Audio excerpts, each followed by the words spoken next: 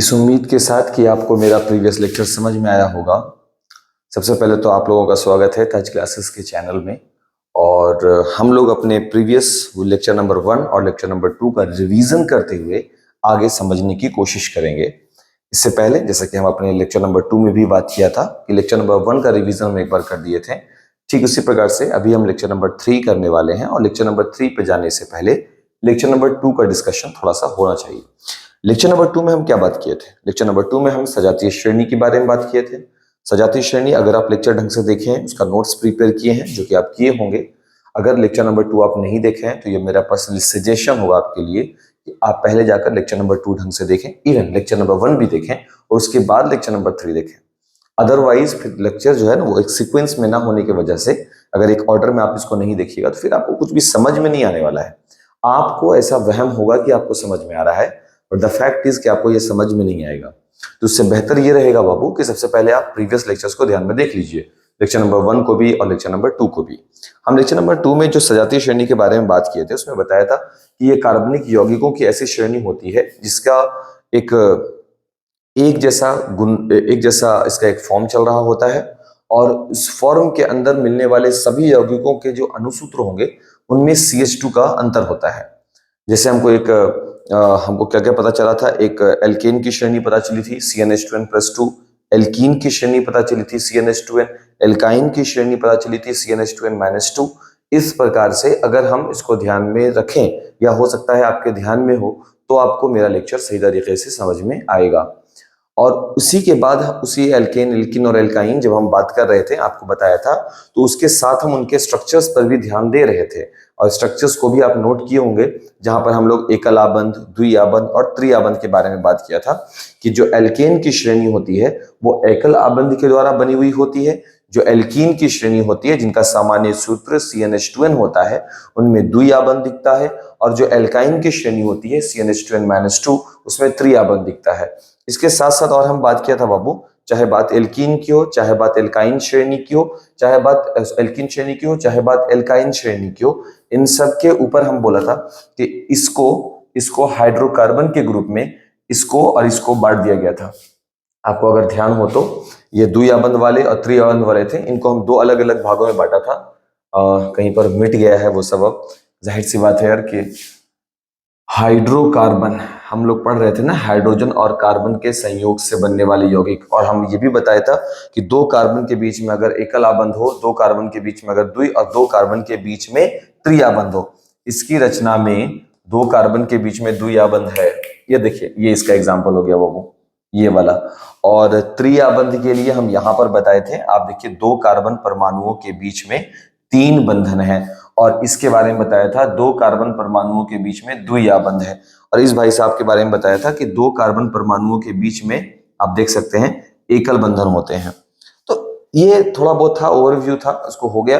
अब हम लोग थोड़ा सा बात करेंगे लेक्चर नंबर 3 एल्कील समूह के बारे में। आइए देखते हैं।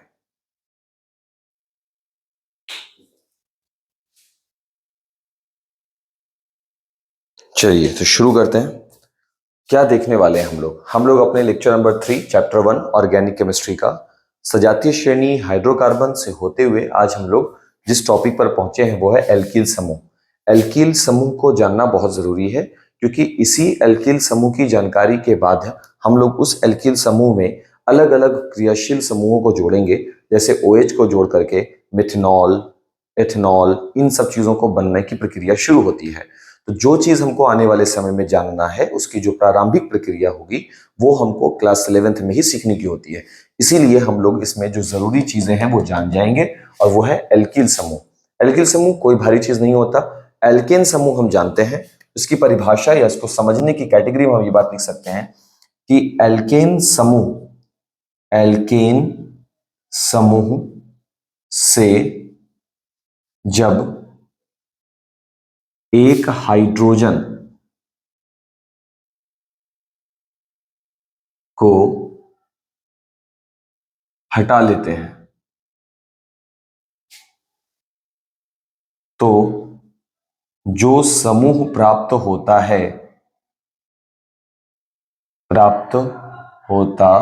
है उसे एल्कील समूह कहते हैं। उसे एल्कील समूह कहते हैं, समूह कहते हैं। देखो कॉन्सेप्ट को तो इंसान को एकदम साफ ही रखना चाहिए बाबू। हम लोगों को क्या होगा ना, इसे समझने में बड़े आसानी हो जाता है, वरना ऐसे डिफिकल्ट लेवल इसका धीरे धीरे बढ़ता ही चला जाएगा। हाँ, इसमें नो डाउट, अगर हम ऐसे बोलें कि ऑर्गेनिक बड़ा आसान होने वाला है, नहीं ऐसा नहीं है। ये आसान उन लोगों के लिए होगा जो लेक्चर वाइज विजय प्राप्त करेंगे। अगर लेक्चर वाइज आपका कंट्रोल नहीं रहने वाला है तो आप कभी भी इसको ढंग से आप कभी भी इसको समाप्त नहीं कर सकेंगे। इसलिए हम इसकी प्रक्रियाओं को थोड़ा ध्यान से ऑब्जर्व करने की कोशिश करेंगे। अगर हम एल्केन समूह से एक हाइड्रोजन को हटा लें तो बाबू एल्केन समूह, तो एल्केन समूह का जो सामान्य सूत्र है वो हम लास्ट लेक्चर में बात कर चुके हैं, CnH2n+2। According to this form, this statement, अगर हम CnH2n+2 से एक हाइड्रोजन को हटा दें तो रिजल्ट के रूप में क्या मिलेगा, CnH2n+1 मिलेगा। और यही CnH2n+1 जो होता है ये सूत्र बनता है किसका, एल्कील समूह का। हमको बार बार ना इसका हिंदी, एल्कील समूह, एल्कील समूह, आर से हम सूचित करते हैं एल्कील समूह। तो अब हमको समझना है बाबू कि इसको बोलेंगे कैसे। जैसे देखो, अगर CnH2n+2 था, ये तो था बाबू एल्केन का, है ना। इसके बाद ये बन गया CnH2n+1, ये वाला, ये किसका हो गया, एल्कील समूह का। ठीक, तो एल्केन समूह में अगर आप n बराबर 1 रखते हो तो निर्माण हो जाता है CH4 का, और CH4 को आप क्या बोलते हो, मिथ। और उसमें हम बोला था कौन सा शब्द जोड़ने के लिए बाबू, एन, मिथेन बन जाता था। ठीक है, R में CnH2n+1 करना है, n बराबर 1 रखोगे तो ये हो जाएगा CH3। अब ये डैश क्यों लगाए सर आप, हम बात करेंगे बाबू, पहले नाम पर बात करें। तो मिथेन है तो क्योंकि एल्केन लगता है तो इसमें एन शब्द लगा होता है तो हम इसको मिथेन पढ़ते हैं। अभी हम इसमें क्या देख रहे हैं कि इसमें कौन सा शब्द जुड़ा हुआ है, ईल। तो ये जो होगा ये मिथेन ना बन के बन जाएगा, ये मिथेन ना बन के क्या बन जाएगा, मेथिल। नहीं समझ में आया, सेकंड वाले में आ जाएगा समझ में। n=2 रखोगे तो ये बन जाएगा C2 और H4 और 2 6, C2H6। मिथेन के बाद बनता है ये कौन सा चीज, इथेन। तो इसमें जब n बराबर 2 रखिएगा तो C2H 2 दूना 4 और 1 5, C2 और H5 बचेगा और ये बन जाएगा, जिस तरह से ये इथेन था तो ये बनेगा क्या चीज बाबू, ए इथेन, एथेन बोलते हैं ना इथेन, हाँ ये बन जाएगा एथिल। इस तरह से जैसे यहाँ पर n बराबर आप 3 रखते हो तो प्रोपेन बनता है तो ये बन जाएगा प्रोपिन। ये बनता है n बराबर 4 के लिए ब्यूटेन, C4H10, ये बन जाएगा ब्यूटिल। ये बनता है C5 के लिए C5H12 यानी पेंटेन, तो ये बन जाएगा पेंटिल। इस प्रकार से इसमें कौन सा चीज जुड़ रहा है, इसमें इल जो होता है वो जुड़ता चला जाएगा, तो मेथिल, एथिल, प्रोपिल, ब्यूटिल इस तरह से बनेगा। बात नंबर 1, ये सब जो कथन हम कह रहे हैं ये सब आप नोट करेंगे।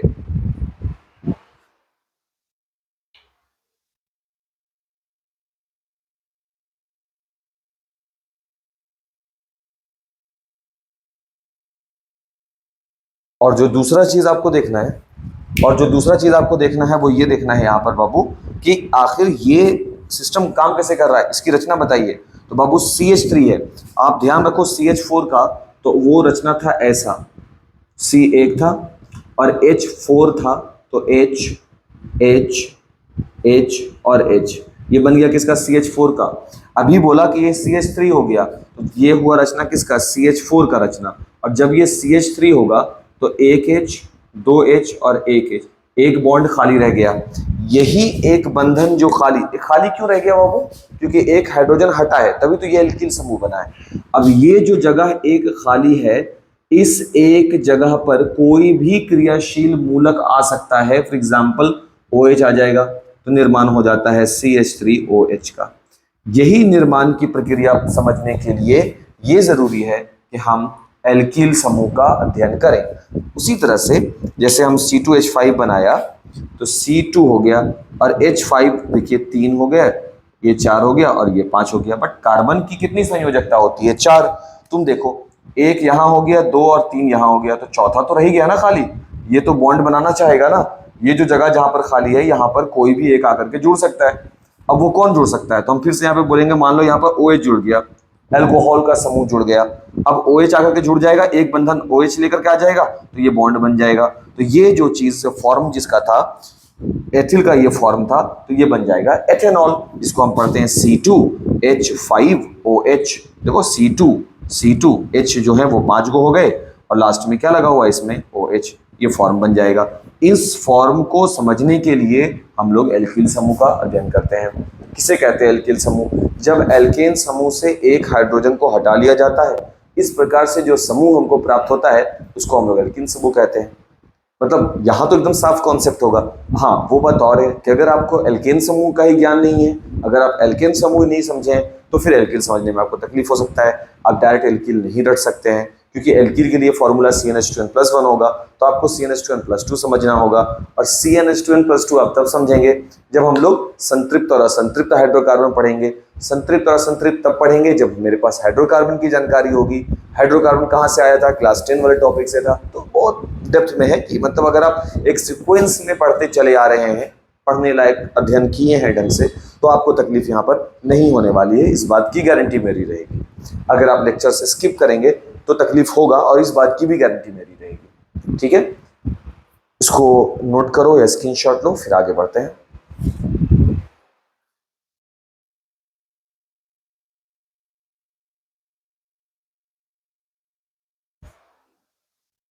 चलिए, तो एल्किल समूह के समझने के बाद हम लोग पहुंचे हैं एल्केन के नामकरण पर।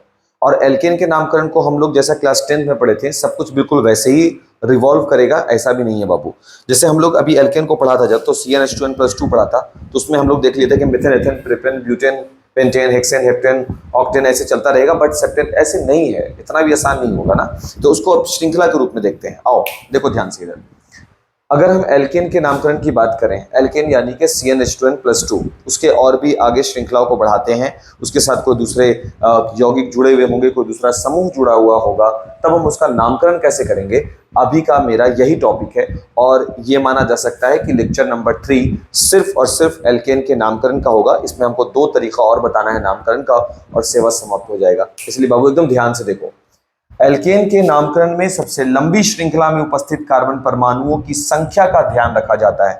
लंबी श्रृंखला, आप श्रृंखला तुम देख रहे होगे, है ना। और जो बच्चे लास्ट लेक्चर नहीं देखे मेरा, उनको ये समझ में नहीं आएगा, क्योंकि लास्ट लेक्चर वाले सभी बच्चों को ये समझ में आ रहा होगा कि CH3 का मतलब, ये देखिए, ये हो गया CH3, है ना। फिर CH2 बगल में है, तो C और H2 का मतलब एक H इधर एक इधर, हो गया CH2। फिर से CH2 है, सिंगल बॉन्ड C, और H2 का मतलब एक H और एक H। फिर से CH2 है, सिंगल बॉन्ड C, और यहाँ पर H2 हो गया। Again CH3, single bond C, single bond H, H and H। ये है रचना। इसी रचना को हम, आपको अगर ध्यान हो तो, इसी रचना को हम बताया था लिखने का। ये देखिए, ये हो गया CH3, बीच में है सिंगल बॉन्ड, सिंगल बॉन्ड, ये वाला देखिए CH2, CH2, single bond CH2, single bond CH2, single bond CH3। क्यों बताया गया था लास्ट लेक्चर में? टाइम पास कर रहे थे हम क्या? उसका यूज है, इसलिए तो हम पढ़ा रहे थे। लेकिन आपको लग रहा होगा कि नहीं ये बेकार है पढ़ना। आप आगे जाओगे, आपको आगे इसको ऐसे भी लिख देगा, CH3, CH2, CH2, CH2, CH3, जाओ। फिर बोलोगे कि फिर से नया चीज आ गया। कुछ भी नया चीज नहीं है, हम बोला ना लेक्चर 3 तब देखो जब लेक्चर 2 पढ़ लिए हो। लेक्चर 2 अगर नहीं पढ़े हो, लेक्चर 3 आपका नहीं है बाबू, बिल्कुल भी नहीं है। फिर भी हम इस वीडियो के डिस्क्रिप्शन में लेक्चर नंबर 2 और 1 का दोनों का लिंक हम डाल देंगे। तो क्या कह रहा है, एल्केन के नामकरण में सबसे लंबी श्रृंखला में उपस्थित, सबसे लंबी श्रृंखला में उपस्थित कार्बन परमाणुओं की संख्या का ध्यान रखा जाता है। कार्बन परमाणु की संख्या का ध्यान रखो। यहां देखो, एक कार्बन परमाणु, ये दूसरा कार्बन परमाणु, ये तीसरा कार्बन परमाणु, ये चौथा कार्बन परमाणु, और ये पांचवा कार्बन परमाणु। इस वजह से 5 को बोला जाता है पेंट, कर दिया। और साथ ही इनमें एन जोड़ दिया जाता है, तो एन जोड़ दिया और ये बन गए पेंटेन। देखिए भाई, C5 है, 1 2 3 4 5, और H कितने हैं, तो 3 2 5 2 7 2 9 3 12। तो C5 और H12 किसके फॉर्म में ब्रेक होता है, CnH2n+2। सवाल है कैसे? तुम CN के जगह पे 5 रख दो, तो 5 दूना 10 और 2 12 बन जाता है। इसका मतलब ये किसका फॉर्म है, ये एल्केन की श्रेणी से प्राप्त हुए पेंटेन है। ये तो हुआ पहला तरीका नामकरण करने का। अगर ऐसे सीधी श्रृंखला होगी, ध्यान रखिएगा बाबू, सबसे लंबी श्रृंखला, सिर्फ श्रृंखला बनी हुई हो, कोई शाख ना निकला हुआ हो। शाख का मतलब इधर से कोई जुड़ा हुआ है, इधर से कोई जुड़ा हुआ है, ऐसा नहीं होना चाहिए। सीधे एक फ्लो में होना चाहिए। तो एक फ्लो में तुम काउंट करोगे। और अगर हम बात एल्केन की कर रहे हैं तो एल्केन के नामकरण की प्रक्रिया ऐसे रखी गई है, पेंटेन है। आगे अगर जाइएगा तो सेकंड नंबर जो तरीका है, अब यहां देखिएगा, यहां ब्रांचेस निकली हुई होंगी, तो ब्रांचेस को कैसे डील करते हैं वो देखो। जब एल्केन के कार्बन परमाणु से पार्श्व पार्श्व श्रृंखला साइड चेन जुड़ी रहती है, देखो यहां पर कोई साइड चेन नहीं है, लेकिन अगर इसमें से ऐसे निकाल करके कोई जोड़ दिया जाए तो उसको हम लोग बोलते हैं साइड चेन या पार्श्व श्रृंखला। जब एल्केन के कार्बन परमाणु से पार्श्व श्रृंखला जुड़ी रहती है, जैसा कि तुम यहां देख सकते हो, तब वह जिस कार्बन परमाणु से जुड़ी रहती है, यहां देखिए, तब वह जिस कार्बन परमाणु से जुड़ी रहती है, किस कार्बन परमाणु से जुड़ी है, इस वाले कार्बन परमाणु से। देखो जैसा स्टेटमेंट है हम वैसा बता रहे हैं यहां पर, ठीक है ना। क्या बोल रहा है, पहले तुम इसका स्क्रीनशॉट ले लो, हम हट जाते हैं, पहले तुम स्क्रीनशॉट लो, क्योंकि लेक्चर के दौरान क्या होता है बाबू, ये मिटने का डर हो, इसीलिए फिर से। तो जब एल्केन के कार्बन परमाणु से पार्श्व श्रृंखला साइड चेन जुड़ी रहती है, ये हो गया क्या चीज बाबू, साइड चेन। जिनको समझ में ना आए इसलिए हम लिख दे रहे हैं। तब वह मीन्स कौन, वो साइड चेन, तब वह जिस कार्बन परमाणु से जुड़ी रहती है, इस कार्बन परमाणु से ये साइड चेन जुड़ा हुआ है, तो उस कार्बन परमाणु की संख्या भी नामकरण में व्यक्त की जाएगी। तो अब जब हम इस यौगिक का, इस वाले कंपाउंड का अगर हम नामकरण करेंगे तो हमको उस कार्बन का नंबर भी मेंशन करना होगा कि ये किस नंबर का कार्बन है। बट नंबर कैसे करें, नंबर यहां पर तो समझ में आ गया कि 1 2 3 4 5 चलो, या 1 2 3 4 5 चलो, तो कार्बन 5 काउंटेबल होते हैं। बट इसमें अगर ये बंदिश लगा रहा है, ये एक तरह से रेस्ट्रिक्शन लगा रहा है कि अगर किसी एल्केन की श्रेणी में कोई चेन जुड़ा हुआ हो, इस प्रकार का संबंध बन रहा हो, तब आपको उसके नामकरण में उस कार्बन का पोजीशन भी लिखना होगा, कार्बन परमाणु की संख्या भी नामकरण में व्यक्त की जाएगी। तो संख्या इज अ फैक्टर हियर, यहाँ संख्या एक फैक्टर है। तो अगर आप इधर से नामकरण करोगे 1 2 3 4, तो ये कार्बन चौथे नंबर का होगा, और इधर से काउंट करोगे 1 और 2, तो ये कार्बन दूसरे नंबर का होगा। क्यों, क्योंकि ये पार्श्व श्रृंखला इससे जुड़ रही है, तो हमको इसका नंबर मेंशन करना है नाम में। तो इस वजह से हो सकता है कि आपका कुछ कलीग इधर से काउंट कर दे और इधर से काउंट कर दे, इसलिए और भी आगे बातें लिखी गई हैं। कार्बन परमाणु को गिनने का क्रम उस सिरे से, दो सिरे होंगे, एक सिरा और एक सिरा, उस सिरे से आरंभ होगा जो पार्श्व श्रृंखला के सबसे नजदीक है। ये वाला सिरा है और ये वाला सिरा है, ये दोनों सिरा में से इस पार्श्व से, इस साइड चेन से कौन नजदीक है, ये नजदीक है, इसलिए नंबरिंग भी इधर से ही होगा। कार्बन परमाणु को गिनने का क्रम उस सिरे से आरंभ होगा जो पार्श्व श्रृंखला के निकट है। तो पार्श्व श्रृंखला ये हो गया, इसके नजदीक कौन सा है, ये है, तो काउंट कार्बन का यहां से शुरू होगा। ये 1 हो गए, ये 2, ये वाले 3 हो गए, ये वाले 4 हो गए, और ये 5 हो गए। ठीक है बात यहां तक। अब आगे देखो नाम क्या होगा, नाम पढ़िए, 1 2 3 4 5, कार्बन 5 है, इसका मतलब ये पेंटेन होंगे, बात नंबर 1। सही है ना। लिखने का तरीका देखिए, पार्श्व जो है वो कितने नंबर से जुड़े हुए हैं, 2 नंबर के कार्बन से, 2 नंबर के कार्बन से जुड़े हैं, तो आगे 2 लगाना है। सही हो गया बात। और 2 नंबर वाले कार्बन से जो जुड़ा है वो है CH3, और CH3 को कौन सा चीज बोला जाता है, मेथिल। सर कैसे मालूम, तो बाबू जब CH4 को मीथेन बोलते हैं और इससे एक घट जाए तो CH3 बनेगा, तो ये एल्कील समूह हो जाएगा, मेथिल हो जाएगा। और अभी लेक्चर के शुरुआत में हम बताया था, तो हम इसको बोल सकते हैं 2 मेथिल पेंटेन, ये इसका नाम पड़ेगा, 2 मेथिल पेंटेन। ध्यान से देखिए इसको।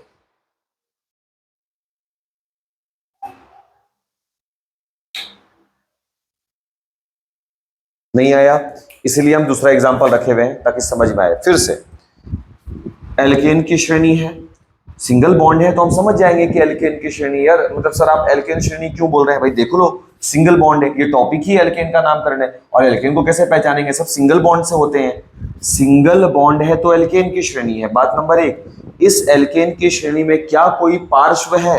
यस, साइड भी है, हम देख रहे हैं CH3 जुड़ा हुआ है, तो फिर कार्बन परमाणु का नाम भी जुड़ेगा, बट नंबर भी जुड़ेगा। बट किधर से लिखाएगा?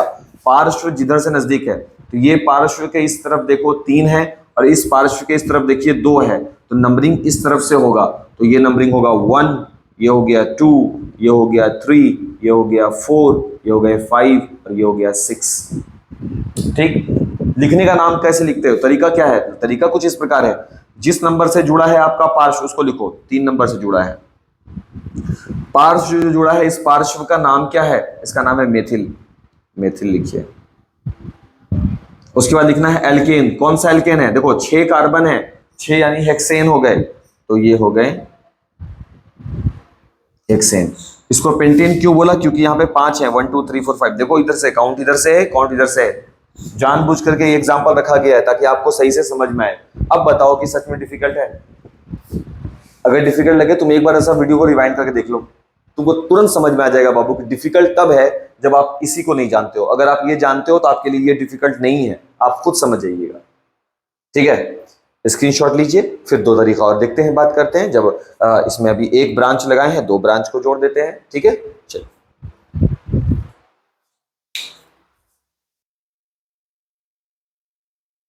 चलिए बाबू, तो अब हम लोग देखेंगे। पहला वाला तो आपको समझ में आ गया बाबू, सीधी श्रृंखला है। अब नामकरण करने के लिए कार्बन परमाणु को नंबरिंग कर दो, आइदर इधर से कीजिए या फिर इधर से कीजिए, कोई फर्क नहीं पड़ेगा। दूसरा वाला जो था वो एकदम थोड़ा सा कॉन्सेप्चुअल था। क्या था भाई? उसमें पार्श्व जुड़े हुए थे, और जब पार्श्व जुड़ा होगा तो कार्बन परमाणु का नामकरण उस तरफ से होगा जिधर से पार्श्व सबसे नजदीक होता है, और उसमें मेंशन करना है सबसे पहले मेंशन होगा कार्बन जो पार्श्व जुड़े हुए हैं वो कार्बन के किस परमाणु से जुड़े हैं। तो पार्श्व जो जुड़े हैं वो कार्बन के दूसरे नंबर के परमाणु से जुड़े हैं। बात नंबर 1, जो पार्श्व जुड़ा है उसका नाम क्या है? उसका नाम हो गया मेथिल। मीथेन ना बोलकर मेथिल क्यों बोल रहे हैं? क्योंकि इससे एक हाइड्रोजन का लोप है, एक हाइड्रोजन बढ़ा दीजिएगा तो ये मीथेन हो जाता। ये मेथिल हो गया, CH3 हो गया। और CH3 क्यों जुड़ा हुआ है? क्योंकि इसमें एक बंधन खाली है। लेक्चर अभी हम जब शुरू किए थे तो वहां हम ये फोटो बनाए हैं, तो इसका नाम पड़ जाएगा 2 मेथिल, और साथ ही जो भी ये है, तो ये 5 है तो पेंटेन हो जाएगा, तो 2 मेथिल पेंटेन बन गया था। उसी प्रकार से बाबू यहाँ पर जो आपका पार्श्व है वो दोनों सिरों में से किसके करीब है? इसके करीब है, इसलिए नंबरिंग इधर से होगा। नंबरिंग इधर से हुआ 1 2 3 4 5 6 किया। 6 का मतलब हेक्सेन होता है, 3 नंबर से ये जुड़ा हुआ है तो 3 लिख देंगे, और ये समूह किसका है? मेथिल है, तो ये हो गया 3 मेथिल हेक्सेन। ये तो सही है कि जब एक है तो हम देख सकते हैं कि ये एक वाला इसके करीब है या उसके करीब है, बीच में है तो दोनों के बराबर चलेगा, उसके लिए टेंशन नहीं लेना है। अगर ऐसा ना हो करके 2 जुड़ जाएं, जैसे आप यहां देख रहे हो, जब 2 जुड़ जाएगा तब ये किसके करीब होगा? तो तुमको लगेगा सर इसके करीब होगा, सही है ना? और इसके करीब अगर तुमको लगेगा तो तुम नंबरिंग करोगे ऐसा 1 2 3 4 5, क्योंकि बीच में है तो नंबरिंग इधर से भी किया जा सकता है। क्योंकि इसको अगर देखोगे, ये देखो, इसको देखोगे तो इधर से 2 इधर है, 2 इधर है, तो नंबरिंग तुम कर दोगे 1 2 3 4 5। सही बोल रहे हैं ना बाबू? देखो, यही तो पढ़ाने का मेन मकसद है कि जो कॉन्सेप्ट एकदम साफ होना चाहिए, उसमें फंसा हुआ नहीं होना चाहिए। थोड़ा भी रह जाएगा फिर वो परेशान करेगा आपको। समझो बात को। इसके अकॉर्डिंग देखते हैं तो यह करीब है, और इस वजह से ये वाला नियम लगेगा, नजदीक वाला, तो हम नजदीक वाला नियम लगा दिया। इसको देखें तो ये बिल्कुल बीच में है, तो हम एक इधर से भी तो चल सकते हैं, तो इसलिए एक हम इधर से चल के बता दिया, एक इधर से चल के बता दिया। और तब नाम रखने की प्रक्रिया में थोड़ा गड़बड़ होगा, क्योंकि यहां पर एक पार्श्व ना होकर के 2 पार्श्व हैं। तो अब जब 2 पार्श्व होंगे, देखो ध्यान से, नंबरिंग क्या होगा?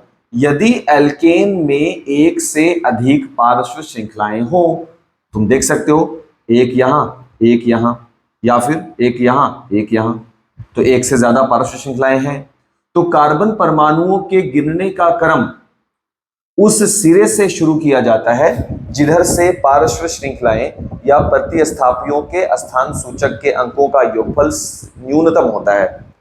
बहुत लंबा स्टेटमेंट है, समझ में नहीं आएगा, फिर से देखो क्या बोल रहा है।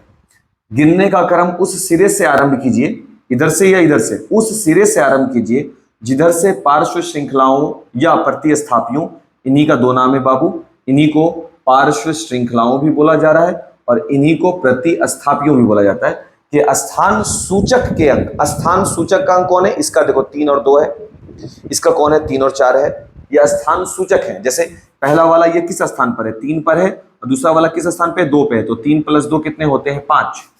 यहां देखिए दूसरे वाले सिस्टम में पहला वाला किस में है 3 पर है, दूसरा वाला किस में है 4 पर है, 3 4 कितने होते हैं 7। स्थान सूचक के अंक का योग न्यूनतम हो, तो 7 और 5 में न्यूनतम वाला कौन हो गया ये, तो 5 कब प्राप्त हुआ, जब आप इधर से गिनती करना शुरू किए, तो ये सही होगा। यानी ये जो बनाया गया, ये जो नंबरिंग किया गया, ये सही हो गया और ये रॉन्ग हो गया।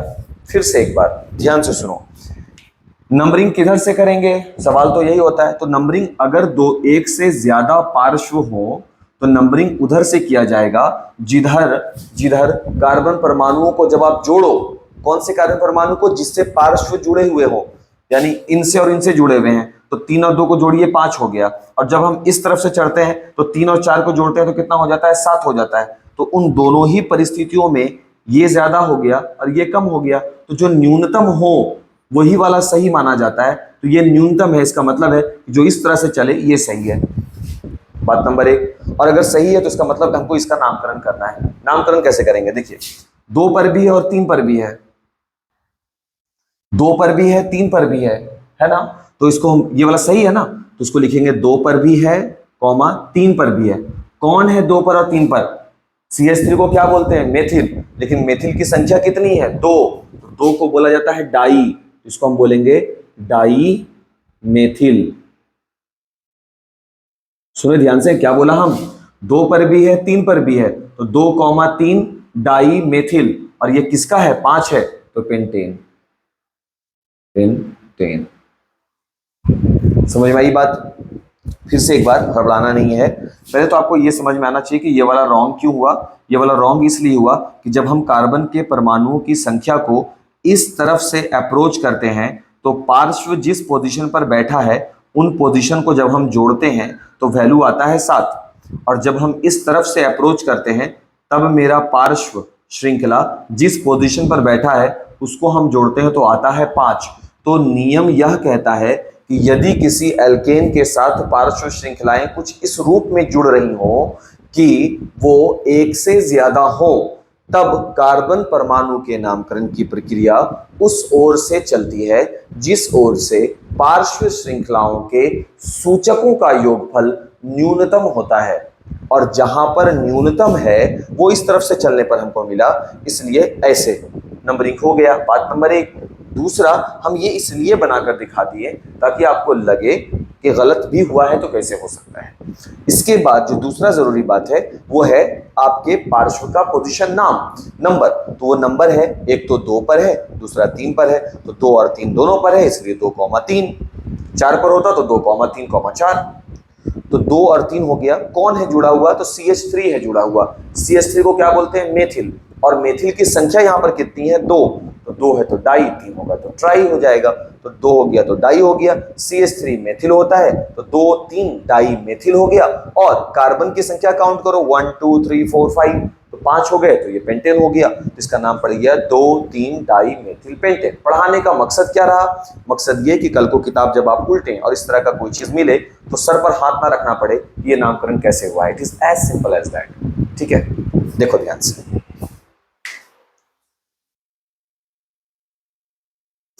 चलिए एक इसको समझा करके, इसी का एग्जाम्पल, एक इसको समझा करके ही हम आज का लेक्चर एंड करेंगे, लेक्चर नंबर 3। और इस उम्मीद के साथ कि आपको लेक्चर पसंद आएगा। कमेंट में जरूर बताना कि लेक्चर आपको कैसा लगता है, क्योंकि देखो जब कमेंट में तुम बताते हो बाबू तो हमको इत्मीनान लगता है कि चलो पढ़ाने का कुछ तो अच्छा प्रतिफल मिल रहा है। चलिए आगे बढ़ते हैं। तो उसी चीज को हम यहाँ पर देखेंगे। तो नंबरिंग हम 2 तरह से कर सकते हैं। अगर हम उस नियम पर ना चलें कि किधर से नंबरिंग करना है, तो नंबरिंग करने के 2 तरीके वो बता ही दिया है, या तो इस छोर से या तो उस छोर से करना है, फिर आपको काउंट करना पड़ेगा। तो हम पहले नंबरिंग कर रहे हैं। देखो नंबरिंग करते हैं, इसको 1, इसको 2, इस वाले को 3, इसको 4, इसको 5 और इसको 6। अगर इस तरह से हम नंबरिंग करें, 1 मिनट, स्केच, ब्लू स्केच मेरा कहाँ गया, हाँ, अगर इस तरह से इसका नंबरिंग करें तो इसके नाम को क्या लिखेंगे? तो नाम लिखते हैं बाबू जहां से पार्श्व जुड़े हुए होते हैं, तो नाम इसका क्या बनेगा? देखो 3 पर ऊपर भी जुड़ा हुआ है, नीचे भी जुड़ा हुआ है। हम बताए थे पहले नंबर लिखा जाता है, तो 3 पर ऊपर भी है, नीचे भी है, और फिर 4 पे भी जुड़ा है। तो 3 पर 1 जुड़ा हुआ है, 3 पर नीचे भी जुड़ा हुआ है, 4 पर भी जुड़ा हुआ है, तो हम लिखेंगे 3 3 4। क्यों जुड़ा, क्यों मतलब ऐसे नाम क्यों लिखा गया? ये 3 पर ऊपर भी जुड़ा है, 3 पर नीचे भी जुड़ा है, 4 पर भी है। आप यहाँ भी देखो 3 पे जुड़ा है, 2 पे जुड़ा है, जहां जहां जुड़ेगा सबका नाम लिखेंगे। तो ये बता रहा है 3 पर है, 3 पर है, 4 पे है। कौन है? देखो ध्यान से देखो, 1 मेथिल, 2 मेथिल, 3 मेथिल, तो इसका मतलब है ये है ट्राई मेथिल, सही। और उसके बाद कार्बन कितने हैं? 1 2 3 4 5 6, 6 का मतलब क्या है? हेक्सेन। तो इनका नाम पड़ गया 3 3 4 ट्राइमेथिल हेक्सेन। सेम चीज हम यहां बनाया, बस नंबरिंग हम उस तरफ से करेंगे। अभी क्यों करेंगे? देखो आसान तरीके से हम समझा देंगे बाबू, बस ध्यान देखो। 1 ये हो गया, 2 ये हो गया, 3 ये हो गया, 4 ये हो गया, 5 और ये हो गया 6। अब इसके नामकरण को देखो ध्यान से। तो पहले तो 3 आता है, उसके बाद 4 आता है, तो पहले लिखेंगे 3, फिर 4 ऊपर वाले के लिए, फिर 4 नीचे वाले के लिए, क्योंकि 4 में 2 गाइड है ना, 3 4 4। उसके बाद क्या है? 1 2 3 मेथिल 3 गो है, तो हम इसको लिखेंगे ट्राई मेथिल। और कार्बन कितने हो गए? 1 2 3 4 5 6, हेक्सेन, हेक्सेन। तो दोनों तो सेम चीज लगा, दोनों देखो, एक में 3 3 4, एक में 3 4 4। अब सवाल यह है कि सर दोनों में सही कौन है? सवाल हो सकता है ना कि आखिर दोनों में वैलिड कौन है, मेरे लिए सही कौन सा होगा? तो उसके लिए तरीका आपको बताया गया कि उस छोर वाला को सही कीजिएगा जहां पर पार्श्व के पोजीशन का नंबर न्यूनतम हो। यहां पर पार्श्व के पोजीशन के नंबर को देखिए, 3 + 4 इज इक्वल 10। और यहां पर पार्श्व को देखो, 3 + 4 + 4 यानी 4 3 7 4 11। तो ये वाला हो गया गलत और ये वाला हो गया सही। तो ये वाला जो नाम है ये सही नाम है, और ये वाला जो नाम है वो गलत नाम है। पहले पढ़ा सर कुछ? इस उम्मीद के साथ कि आपको मेरे द्वारा पढ़ाया गया लेक्चर समझ में आया होगा, हम आज का यहीं पर समाप्त करते हैं और नेक्स्ट लेक्चर के साथ जल्द मिलेंगे। Thank you.